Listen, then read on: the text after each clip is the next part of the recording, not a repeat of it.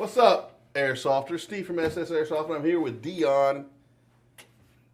Token Tech? Yeah, Token Call Tech. sign. He's one of the sponsored players that came out to enjoy the event, and he's working with us. He was here last year for the 7th year, and he's becoming part of the family slowly. And he's real good to the community, and he's real good with the new guys all the way to the advanced guys, and he likes working with people, and he spreads the good faith of Airsoft. So SS Airsoft is definitely going to back you up and help out with that all we can, because we need more of that in this community. Yeah, of course. So that I appreciate you for. Yeah, no so problem. tell everybody in the world a little bit about yourself and what you do, and give us your take. Yeah, well, y'all know who I am, Dion Franklin.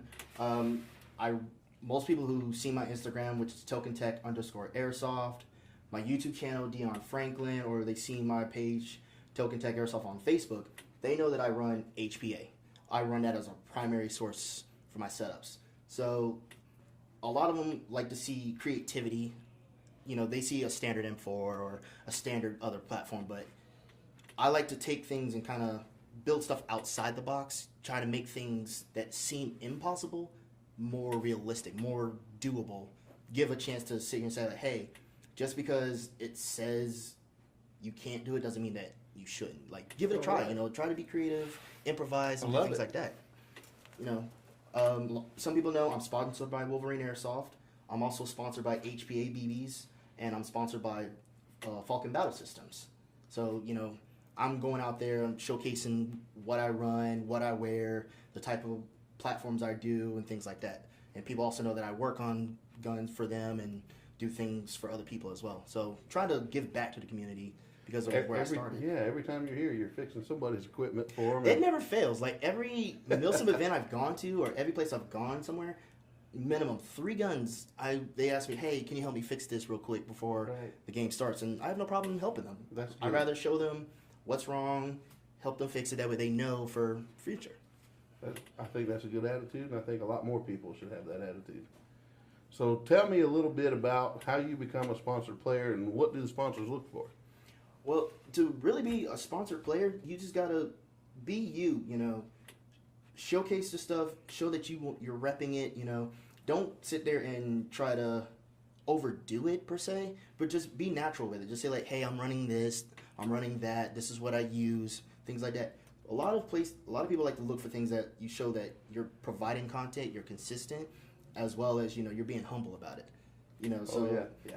And when I do my Instagram posts, I say like, hey, I'm running the ARP9 with the Wolverine SMP in it with the Quake stock, or here's my Kydex belt system from Falcon Battle Systems, or I'm running my PDR with .30 HPA tracer BBs.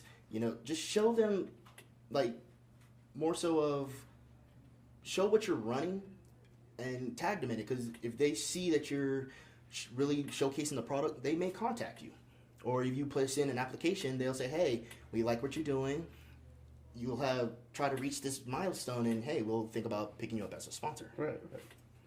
And you know, my son, he's full on sponsored in other ways. He does fishing. Yeah. And I always tell him, when you're talking about sponsorship, if they give you $20 worth of product, you got to give them $100 worth of advertising. Of course. And you got to advertise in a way that they would want their product advertised, not the way you think it should be done. So you kind of have to understand your sponsor and the image that they want to promote. Yeah, and at the same time, you also want to be able to not personally be like, oh, buy this, buy that.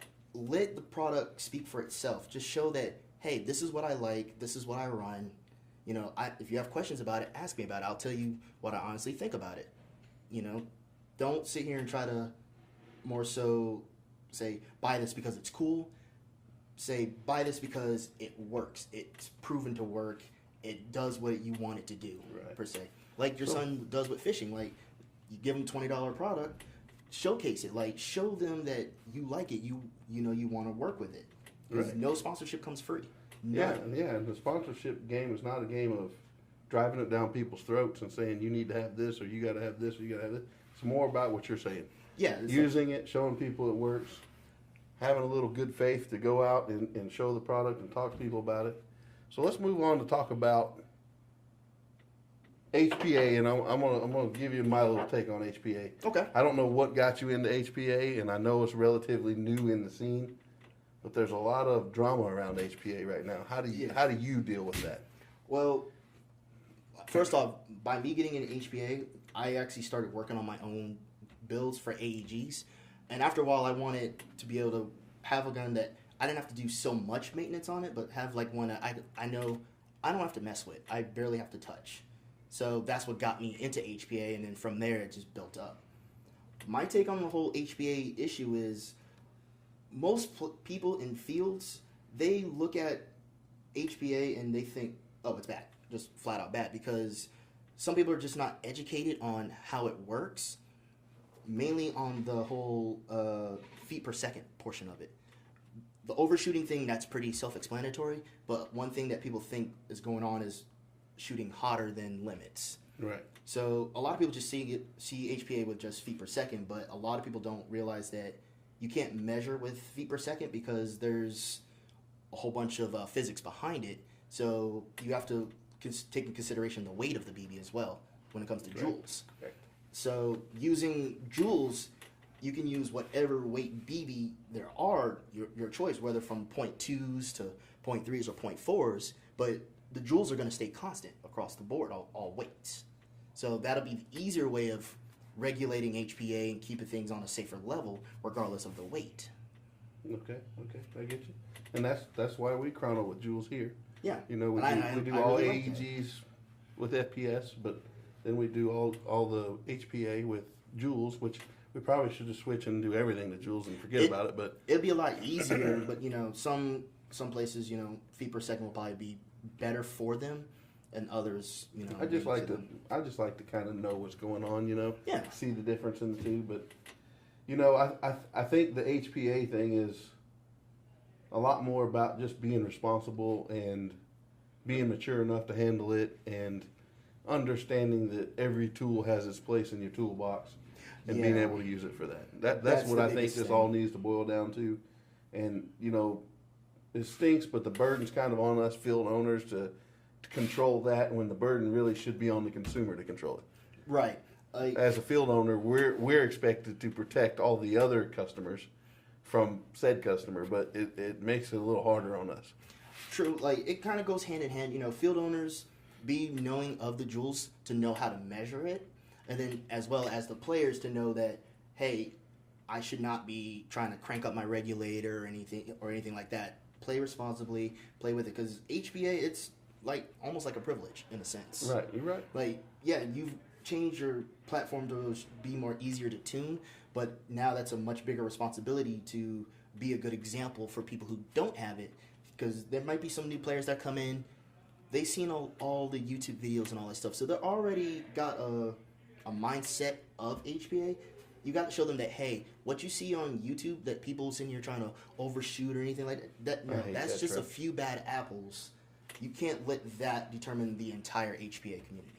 You're right, but somehow, some way, that kind of gets publicized, and that kind of becomes martyrized to act like that, and I don't understand that, because that's not why anybody gets into the sport, in my opinion. Right. People we all get into it to play and have fun, and then it turns into this other mess. But you know, we all work hard to try to do it, and the fact that there's good guys like you out there to set the example is something that we want to promote and we want to get behind.